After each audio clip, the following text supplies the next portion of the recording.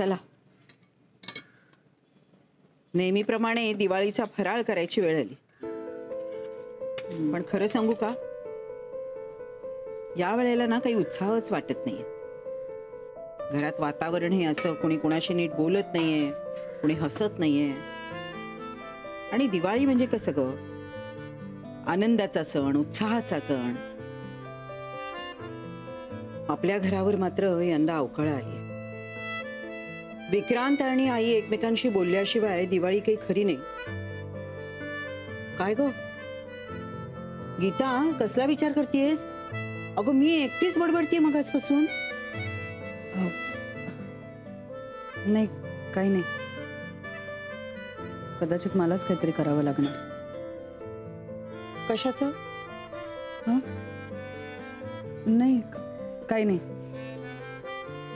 वहिनी, फराळाचं कसं करूया? म्हणजे एकत्रच करूया का वाटून घेऊया पदार्थ? खरं सांगू का, एकत्र केले ना तर खूप मजा येईल, पण वेळ खूप जाईल.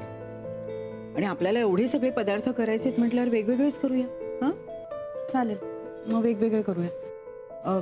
चिवडा तर तुम्हीच कराल, मी लाडू आणि करंजा करू. चालेल.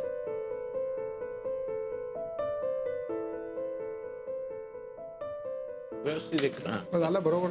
अरे मस्त, करेक्ट. हे मोनिका, ये ये. दिल फायनली मला कोणीतरी ये असं म्हणालं. थँक्यू सो मच बाबा. काय झालं ग? गंमत झालीये काका.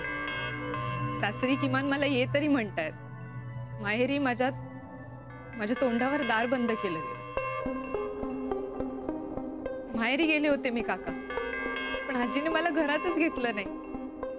खूप अपमान केला तिने माझा. आजीला असं वाटतंय की सगळी चूक माझीच आहे.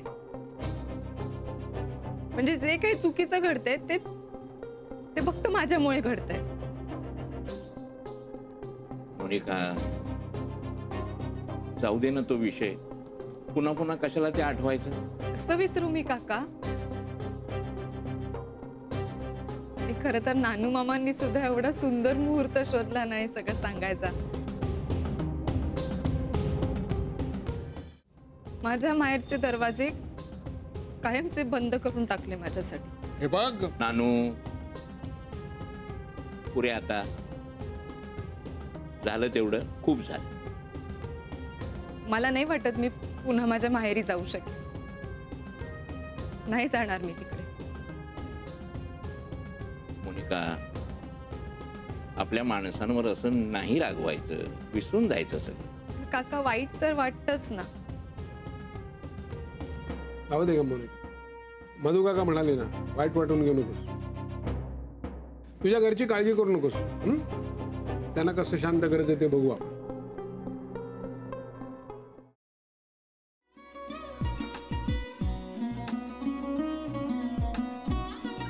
लावू का?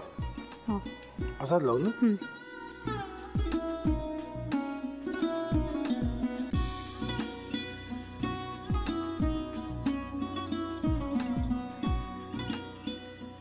आता काय करायचंय? आता आपण ड्राय स्टफिंग दुसरं काय करणार आपण? आपण ह्याच्यात मेयोनीज न टाकता बाकीचे सगळे साहित्य टाकायचे. अच्छा, हे सगळं. ऋतू, माझा तर विश्वासच बसत नाहीये.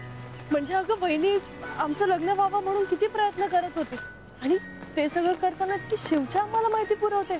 नाही, मला नाही वाटत. गौरी, खूप चांगली असतो म्हणून तुला सगळं जगत चांगलं दिसतं, पण शिव उगाच बोलला असेल का? त्याच्यावर विश्वास नाहीये का तुझा? शिववर पूर्ण विश्वास आहे मी माझा. पण तो आता हे जे काही करतोय ना, म्हणजे निशा बहिणी समोर त्या राधिका सोबत फिरण्याचं नाटक वगैरे, ते त्याचा काही उपयोग होणार नाहीये. अगं असं कसं म्हणतो?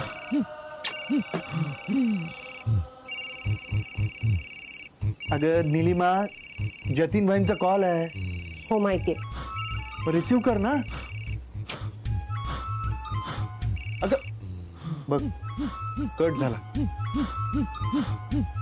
आता तू रिसीव केला नाहीस म्हणून ते मला करतील. पुन्हा आला बघ. घे बघू.